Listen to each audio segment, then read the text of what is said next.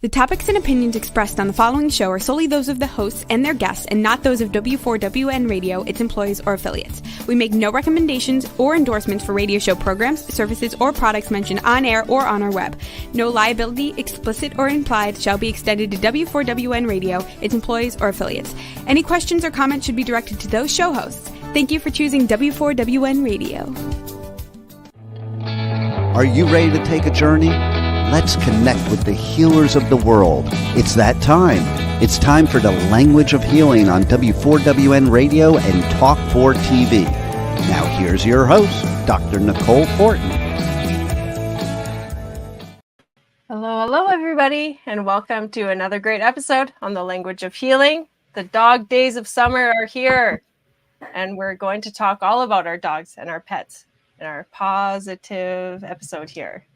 I'm Nicole, your host. This is Dean Piper, the Pipe Man, the co-host, and we're on the Women for Women Network. Thanks for tuning in and joining us today.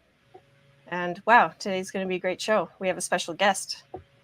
I know him well. Yeah, I know him well, and I'm very excited. And I see, too, I can't resist, but I see, too, that you did your hair kind of like the older women in South Florida do to their dogs here. Yeah, exactly. I did go with an extra hairdo today. I've got my extra, like bun ears and a little waggy tail. Yeah, see, there you go. I couldn't resist. Let's get really. Bill is the pet health guru. I met him. 2007, beginning of 2008, somewhere around there. And basically, I had him as a guest on my show when I had a show on another network before this network even existed. And so then when we started the network here 18 years ago, there were three shows on the network. One was mine. One was somebody else that was associated with me that was also at that other network that came over. And the other one was the Pet Health Café with the Pet Health Guru. And so for 18 years on this network, he has been helping people with their pets, not only in educating them, not only in solving their problems, but in creating much healthier pets, much healthier families that last longer, because a healthy pet is going to live longer, and a healthy family with a healthy pet is going to last longer. So with no further ado, I think we should bring on the Pet Health Guru. Yeah, there's lots to talk about. Let's dig in. Hello, Bill. Hello. Yes, thank you, Pipe Man, for a great intro as always. Yeah, now I gotta fix my camera. I don't know of course. And thank you for Nicole for having me on. I mean, hopefully I can, give a little bit of good wisdom out there, and we can help some people and some pets, and sharing the wealth of knowledge. Mm-hmm. Yeah, because people love their pets, right? They are part of our family, and we love them and cherish them, and sometimes we treat them better than ourselves. So, you should say that. Yeah. Because I don't know if I ever told you this story, Bill, but it does pertain to what you teach people. So, my best friend of life since 13, who passed away in September, me and him and his girlfriend all lived together when we were like 19 years old. And she had a Newfoundland, interestingly enough for our Canadian here. Oh, yeah. I got a very topic. I got a very interesting conversation message from Newfoundland today. And that conversation is like unrecognizable. You can't understand them. So how do you understand a Newfoundland dog? Speaking whole other lingo. You feed them. So what Tracy used to do is she would make a gourmet meal for this dog. Like when I say gourmet meal, Bill knows what I'm talking about because she literally cooked a meal like she would cook for Mark, her boyfriend, or me, who was there too. We didn't get the meal. The dog got the meal. And the dog was so healthy because it was eating real food. And that's what Bill is all about. Real food for pets. Am I right, Bill? Absolutely. I mean, that was our first tagline, basically, was real food for real pets. And that's what brought the whole, the deli concept together, is we had to introduce something that was totally foreign to most people 20 years ago. It wasn't so foreign 50 years ago, because when our grandparents cooked a meal, we didn't feed them leftovers. There was actually a whole extra meal in that meal for the dog and the cat. They were a part of the family even back then. And with commercial pet foods, we've kind of gotten away from that. And of course, now we're relying on basically the fast food companies to give and feed our pets basically real leftovers. And when I say real leftovers, a lot of the things that go into commercial pet foods today are the leftovers out of the supermarkets and out of the slaughterhouses. A lot of garbage of pet food. Well, it's even worse than that. I mean, they actually pick up the dumpsters from behind Albertsons and Publix and Walmart and Target, because there's basically multiple dumpsters now. One is just for food products, and those go to a rendering plant, and that's what they put in the pet food. They cook that actually down with the styrofoam containers, the cardboard boxes, all the plastic. So we have all that nice, those plasticizers, the BPA, the phthalates, all of that cooked into the ingredients. So we have nothing more than sick animals that, unfortunately, the veterinarian, the drug companies make a lot of money on. Yeah, I did not know that. That's a new awareness for me. So I was wondering what happened between like 20 years ago and 50 years ago. Just this introduction to these commercial products, or yeah, well, kibble, the kibble type food wasn't invented till 1955. That's when it was basically co-invented by, at that point in time, Ralston Purina Company and Quaker Oats, two cereal companies, Wheat Chex, Rice Chex, and Corn Chex, and of course the whole Quaker Oats family of cereals, to come up with a product that we could use our waste product on, but also a convenience food of primarily grain-based foods for carnivores. Do you see anything wrong with that picture? Yeah, a little. It's a little. Yeah, I mean, if we don't feed them a species-appropriate diet, they're not going to be healthy. Exactly. It seems like recycling gone wrong. It really is. And according to the FDA, if it's food, it has to be fit for human consumption. Well, most pet foods are not made with those kind of ingredients, which means that they are supposed to be labeled as feed and not fed to any creature. However, the FDA looks the other way when it comes to the donations that, General Foods and Mars Candy and Nestle's make to their to their institutions. So it's like we just ignore it. We feel it's okay to feed our pets garbage, and we promote it on TV and the internet and through slick packaging as being complete and balanced, which it's not, and healthy, which it's not. And we have taken the longevity of our pets. Dogs should be living over 20 years, cats living over 30 years, and the medical community now says if your dog lives to be 8-10 years old, oh my God, you are so lucky. We have actually created that ill health. It doesn't feel lucky to me when you own a pet and it's only 8 years.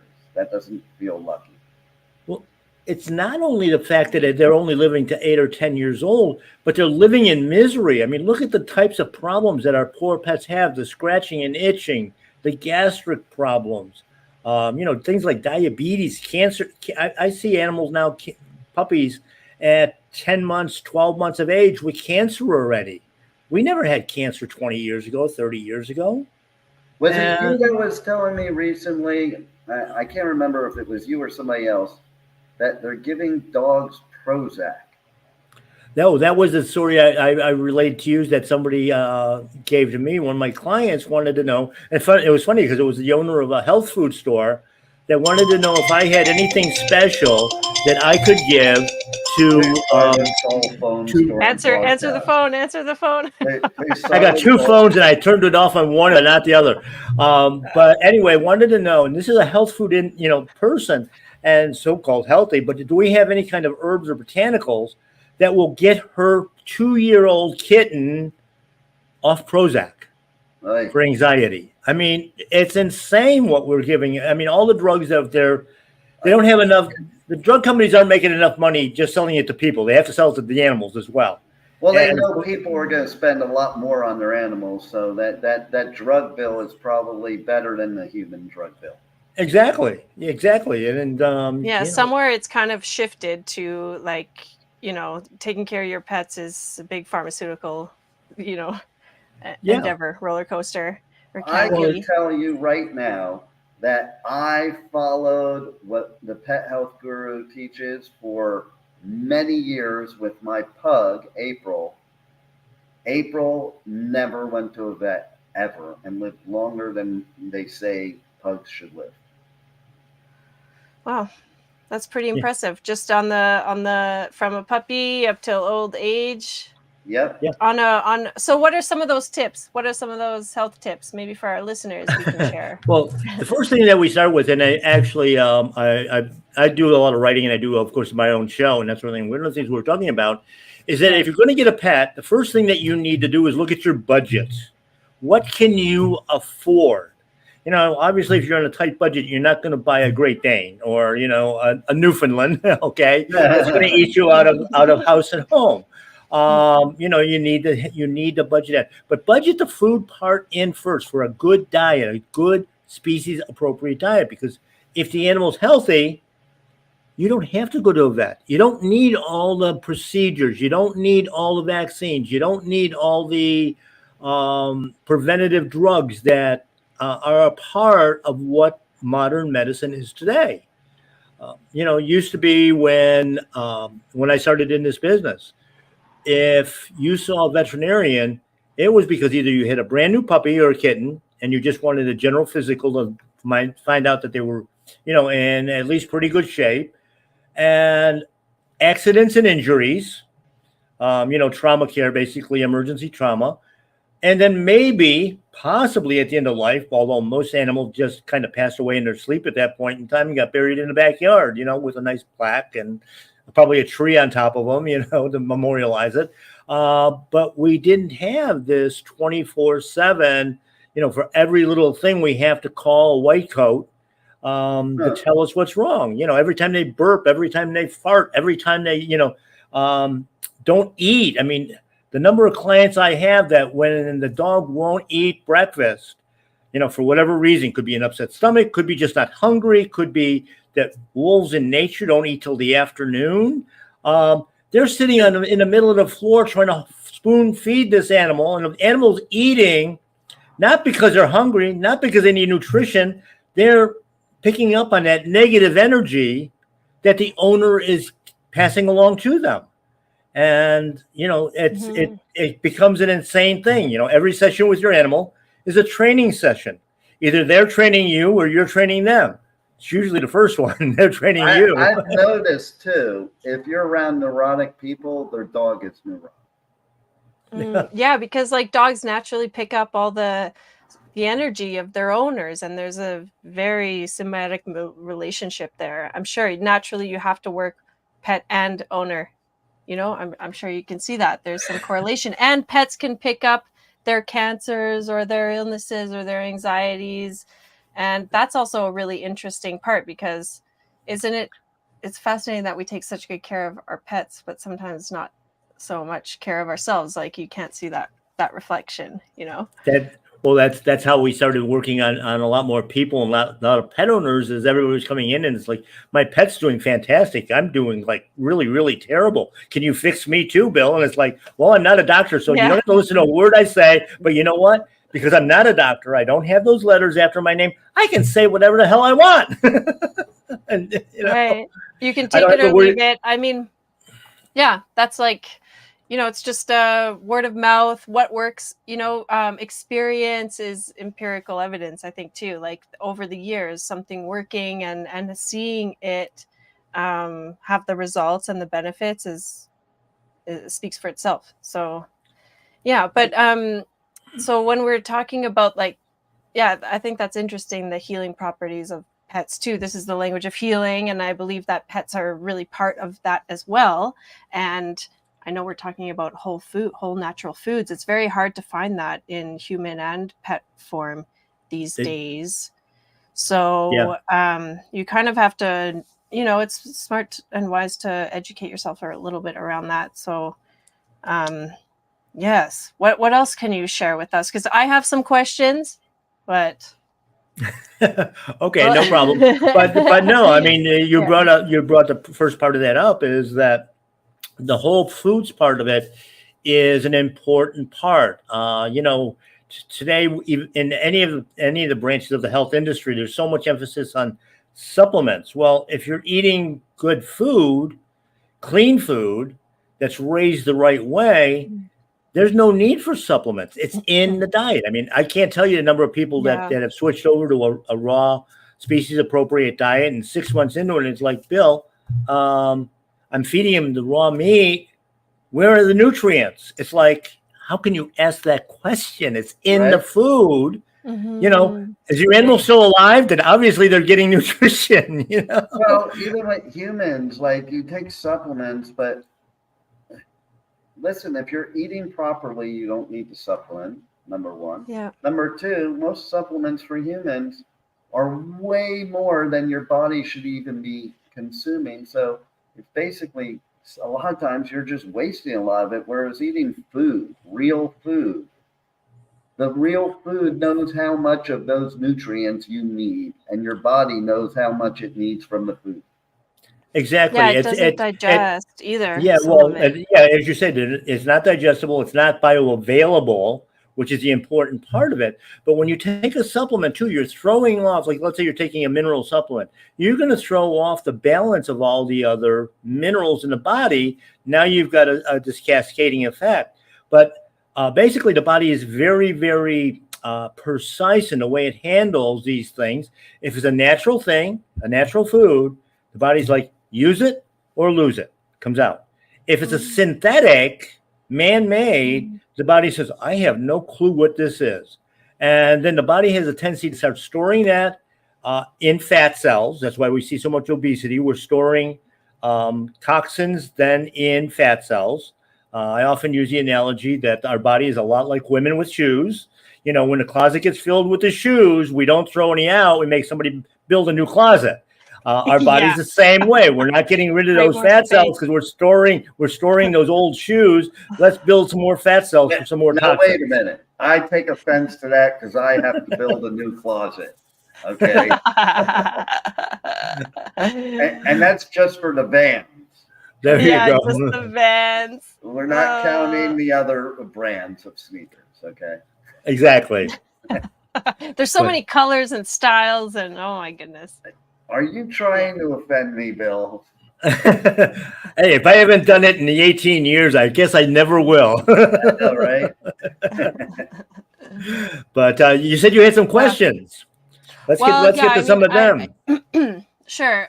But just on the topic, I think around like the whole foods and the supplements, because, I think, food is medicine, even from a traditional Chinese medicine perspective.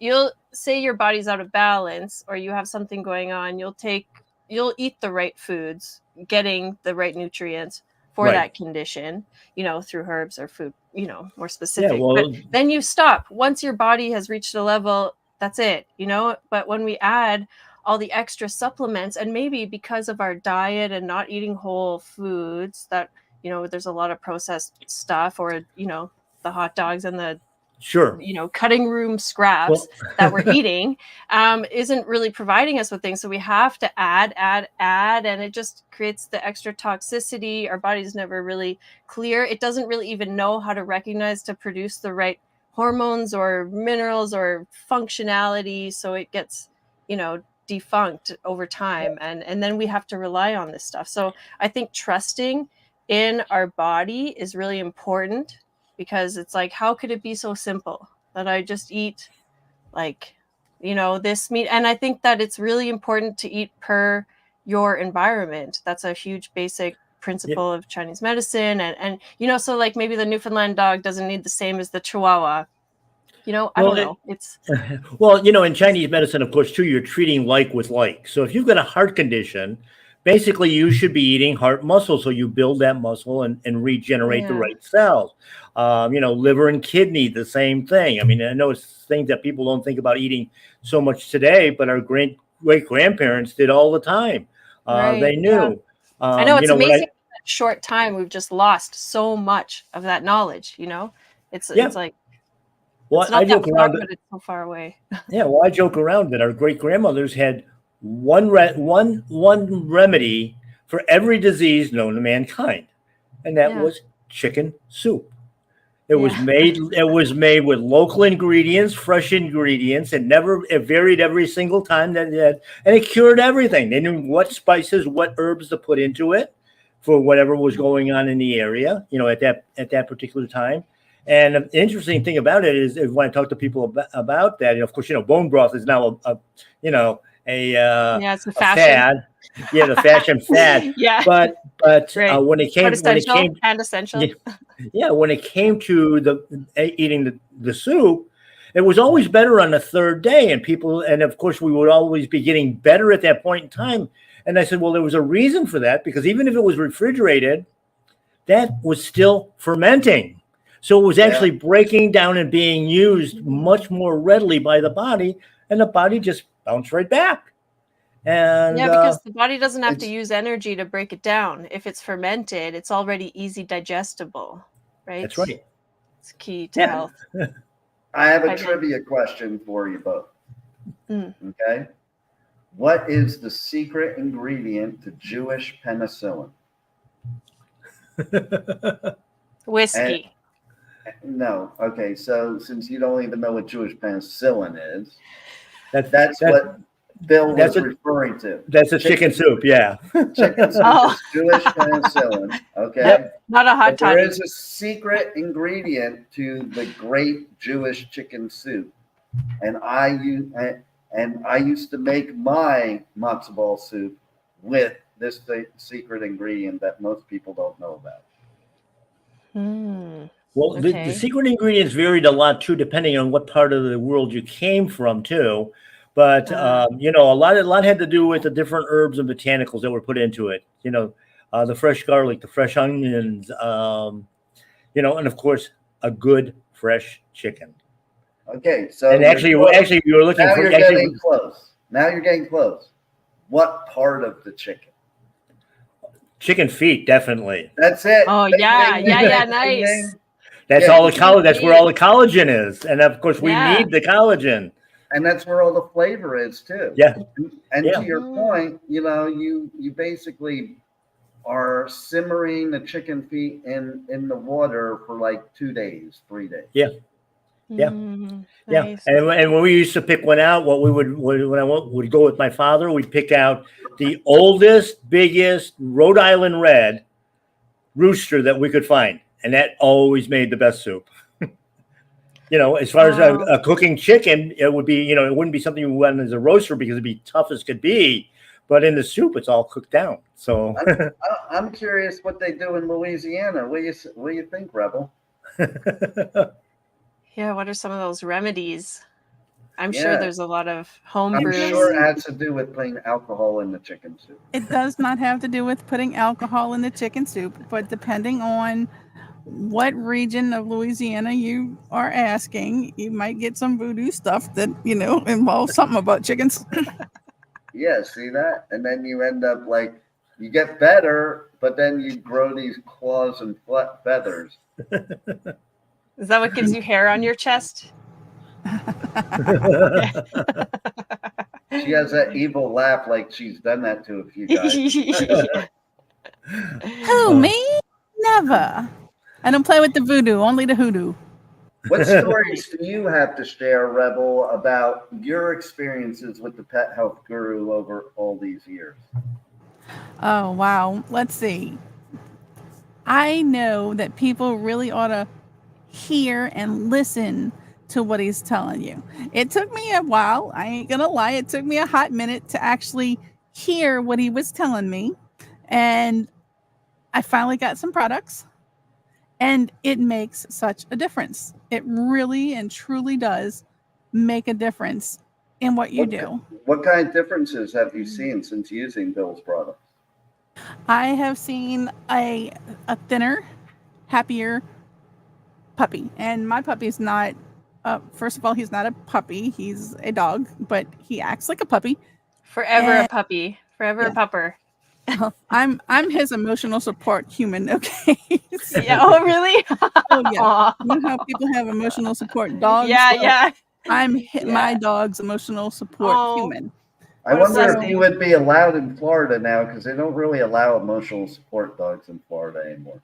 Really? Well, again, I'm his emotional support human. So he needs me to be there. Somehow you might get outlawed in Florida. I think you probably should be. If you're not outlawed already, I'm bringing it up. Well, when Pipe Man runs for president, you guys think about that. That's one of his platforms, to outlaw me from Florida. Yeah. So, if elected, I will I will send Mike Tyson after you. That's what I'll do. He might like that. But anyway, so my dog is in his 12th year, I think. And he since I've had him on the products, he actually looks for me to put it in his food. Nice. When he don't have it, he's like, wait, what is this? You're a little bit stingy in here. What are you doing? But he looks for it in his product. He's peppy. He's always been what I call the baby, but he's more, he's trying to play fetch with the cat now. So, and he's slimmed down in weight. So it's been a wonderful experience, and I'm hoping to have my puppy forever. Many long years. There it is. Yeah. Yeah. Well, speaking of listening to you, though, Bill, before you go on, why don't you tell everybody how they can listen or watch or both your live show and your podcast? Well, the Pet Health Cafe, of course, is on one of our other channels here. They can go to W4HC. They can go to PetHealthCafe.com. We're on Facebook, YouTube, Spotify, a whole bunch of other platforms. Live shows on Thursday night at 8:00. And of course, the replays, around the clock. So which is good because of the amount of content sometimes I throw into these things, because it's so much contrary to what we hear from the veterinarians and the normal pet food people and that sort of thing, that you kind of have to wrap your head around it. I try to get into the physiology part of it, why things are happening, why you need to do it, why just dumping that pet food out of the bag is not even close to nutritional. And if you've got a good, healthy animal, you don't need to buy all these things. I mean, I just did an article on seizures, and actually I did a show on seizures as well, that all the pet owners that have animals with seizures are looking and asking, what neurotoxic flea product can I use on my dog to prevent fleas? Well, the only thing that prevents fleas is eliminate the fleas. I mean, or build a good, healthy immune system so you don't have that problem. But these are not preventative medicines. These are basically treating for things your animal doesn't have with a neurotoxin. We're killing the brain cells. Which makes dogs harder to train. We're killing the gut bacteria on top of it. And so you can't digest the food. And then we feed them a bad diet on top of it. The products that Rebel is referring to are some of my herbal blends. I don't even consider them supplements because they're not. They're Whole Foods.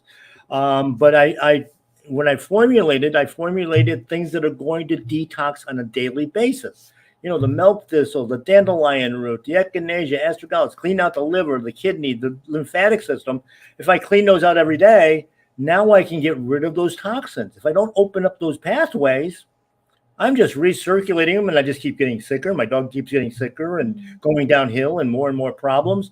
And the goal is to have a happy animal, a healthy animal, because they are healthy, and us not worrying about it every little time something acts up. It's like, okay, he's just having an off day, or I'm having an off day, whatever, and you just keep moving on. We don't have to worry about medications and giving insulin 3 times a day and stuff like that we never had before when we fed real food. And like I said, back 50 years ago, that's all they were getting. Even that Prozac thing blows my mind, because now you said about the story on here, that means I've heard it a couple times, and it's like, really? Why are we giving animals Prozac? I don't get it. Right? Well, because sometimes, I don't know if it's a training thing, or maybe lately in more recent years with the pandemic, and the animals were so used to having their owners around all the time, and then suddenly they go out the house and they're barking, and I know some owners, they can't really leave their pets alone without them having huge anxiety, separation anxiety. But why not get them something that can run around the house with them, or put on a TV channel that they can listen to? Yeah. Why go to poison? The things. I don't know. Read the box. I don't know, but some dogs are really struggling, it seems like. Well, the big problem, all these mental things are all caused by mineral deficiencies and hormonal imbalances anyway. And that, of course, is caused by a lot of these drugs that they're being fed, all the bad food. I mean, when you think about, even if you're, even with us, if you're buying supermarket grade meats, for instance, okay, that was probably raised on GMO corn and soy. So you got phytoestrogen, you've got the GMOs, the insecticidal products on the BT corn, because it actually makes its own insecticide, the synthetic fertilizers that went into it. Then we sprayed it all with Roundup when we harvested it, and then we feed it to the cattle and the chickens and everything else. So that's already in the meat. And feeding grain to ruminants, which are your beef cattle and your dairy cows, your sheep, that when they eat grass, it converts into omega-3s and 9s. That's why our grandparents could eat beef and be healthy. Today, with the grain feeding, it turns into omega-6. That causes inflammation. And, I know when that whole thing came through with the grain-fed Angus beef, the hottest thing in the world now, because the marbling's all the same. There's no flavor. You have to add a lot of flavors to it in order to make it taste like anything. And the older people were like, I can't eat beef anymore. I can't digest it properly. Well, it's because it's not the same beef. It's totally different product, because the fat is different. It's not a usable fat. Everything is different from a butcher's meat to the store products. It's like the taste, the color, the patterns, it's amazing. And of course, you look at the difference between, to get a steak at a good butcher shop, or, from the ranch, and then you look at what's in the supermarket. The one at the ranch, it's got that kind of a brownish look to it and that sort of thing. It's not that bright red because it's not sprayed with that red food dye. People don't realize that, all this stuff has got additives to it. Yeah, it's all marketing. It's all marketing, money-making machine. That's right. Based on your health. So that's why you need to be educated and take, a proactive approach to your body, and know what you're putting in there. So what should we be feeding our pets? Well, and then I'll ask you the question. Well, my question is kind of about feeding pets at the table, because I was always like, no, I'm not going to feed this little begging animal at the table. But then some animals are bred to be pack dogs, and feeding them a little nibble of what you're eating is a sign of them being part of the community. And so I don't know if that's by bread or by. Well, the problem what are your is, thoughts on that, and what should we be eating or feeding? Here's a good example that I've often used over the years, is that we're feeding our pets this commercial food, and in the kitchen there's a bowl of dog food that sits there all day long. The dog barely ignores it as much as possible. And you walk out to the kitchen and you open up the refrigerator door and you grab a bottle of water or a glass of wine. The dog ignores you. Just touch the package of ground beef, touch the package of chicken, and they're Velcro to your or cheese, and they're Velcro to your leg. Yeah. You're fixing dinner. Okay, they're back and forth with you. It's like they're just praying for something to hit the floor, and you're yelling at them. You got your food. You got your food. You got your food. Go lay down. You finish cooking. You go into the dining room. You sit down at the table and bring up your stuff. Okay, there's the dog at the table begging. Okay, and you're yelling at him. Go lay down. You got your own food. Everything else. You clean up. The dog's back and forth to the kitchen with you. Everything's cleaned up. Nothing hit the floor. The dog is really, really upset. You go in the family room, you turn on the TV, you sit down on the couch. The dog looks at you, looks at the kitchen, looks back at you, wanders out to the kitchen, grabs a mouthful of dry food, brings it in and drops it at your feet, and then eats one piece at a time. Like, you're making me eat this garbage when you had what I really need. That's where the begging at the table comes from. They're not getting the nutrition that they need. They're only eating enough to stay alive. And, obviously, as that goes on in time, the immune system is going to start to diminish.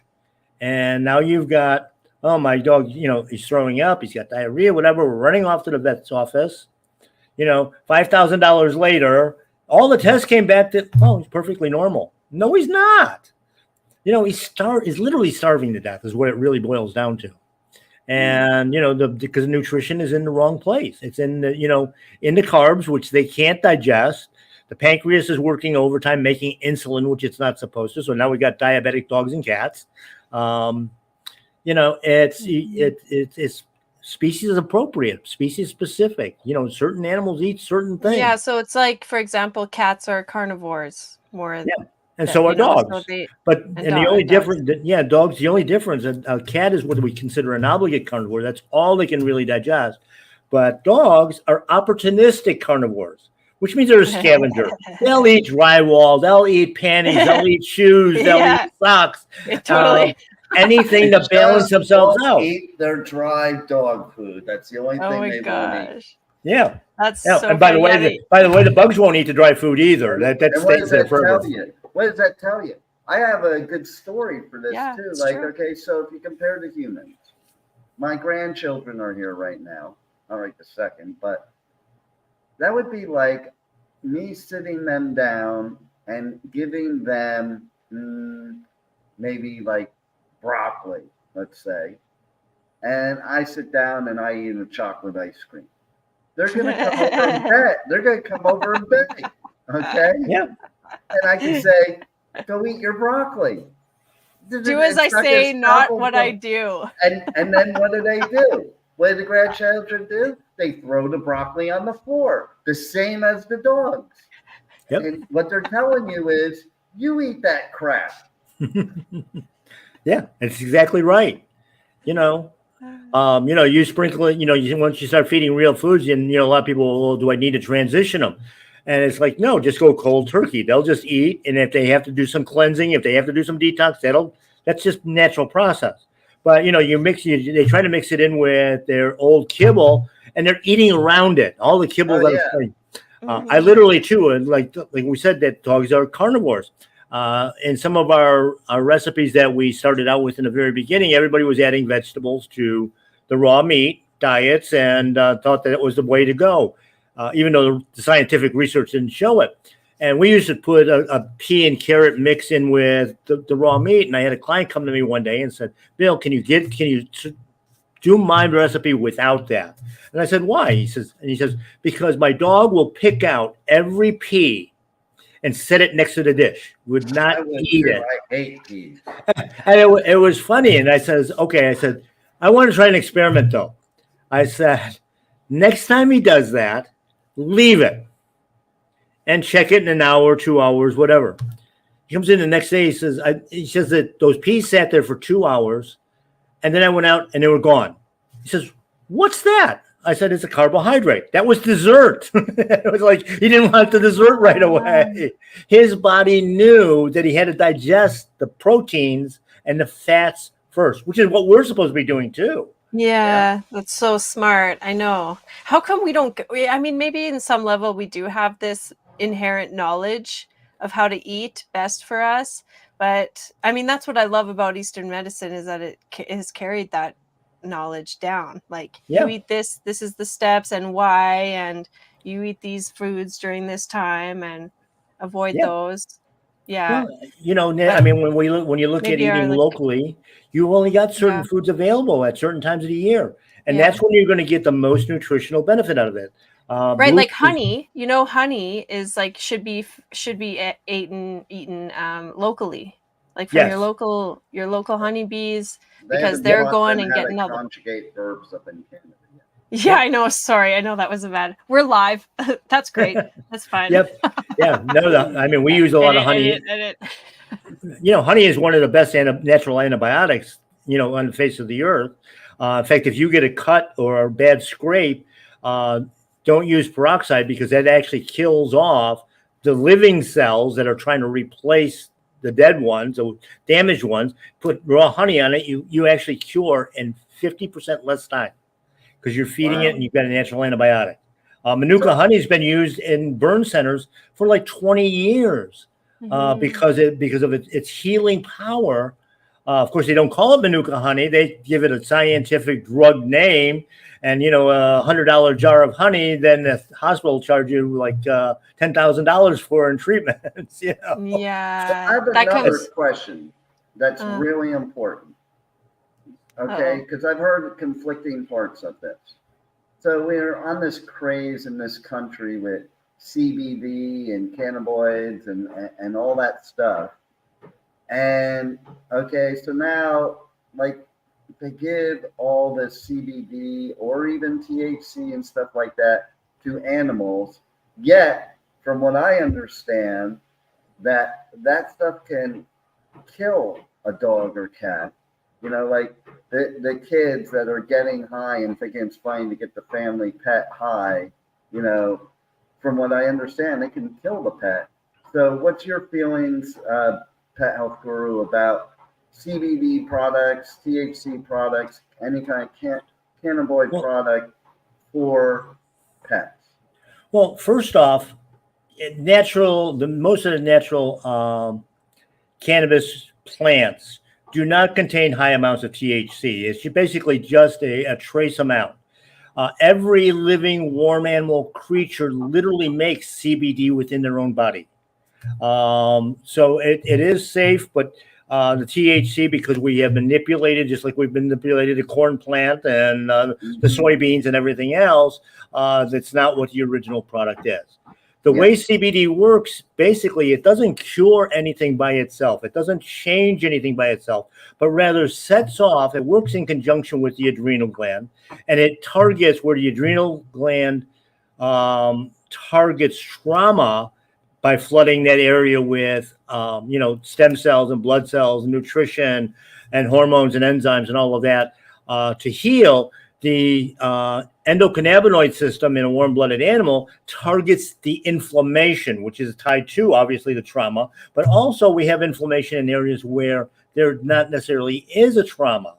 So when you're taking it, a lot of people might take it for pain. I got shoulder pain, and it works and it gets rid of maybe 50-60% of the pain, and they take it again and it's like, oh, it's not working anymore.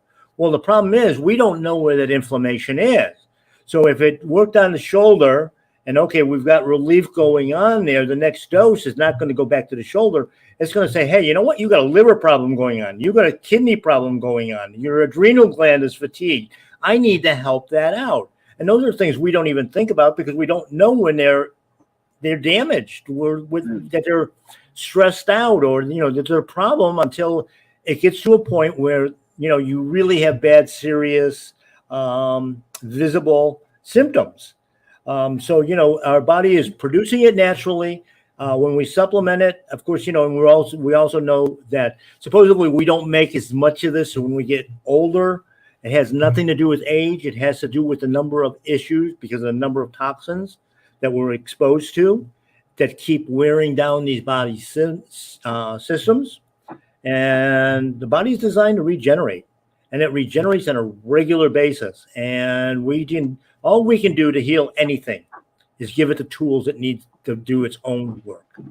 And when we do that, health comes back. Yeah, and we do and of know course what to do. yeah, and of course it Yeah. starts with food. That's got to start with Yeah. food. That's the only thing that's our energy source. Yeah, it's true. We have our primary energy source, which comes from our constitution, our parents, when we're born and we're conceived, and we come into this world with that initial source of energy, and then everything after that is from our Thank God food, I got rid the of air. that energy. No. Well, I mean, it's what makes you. You can supplement it. Luckily, right? You can supplement that. Yes, I supplemented that energy with Tony Robbins and Zig Ziglar and Yep. Oh, so speaking of trauma, then, because I assume that it comes with a heavy punch. But so the cannabis bill. You were saying that does that contribute or help the body function with the liver and the kidneys? Yeah, the adrenals? it's can going clog to it help. Yeah, it's going to help because what it's going to do is it's going to turn on those switches on those areas where that inflammation is, where that damage is.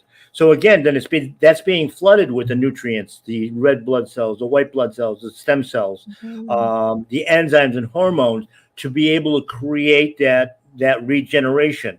Not every organ regenerates at the same rate. I mean, our skin, we know that we replace our skin about every 4 to 6 weeks. Our liver and kidney, I mean, I heard that one of the top transplant surgeons basically said we don't have to have transplant surgery anymore for kidney or liver, because if we just clean the old one out and don't put more stuff in, it will regenerate. Brain cells take 3 to 4 years.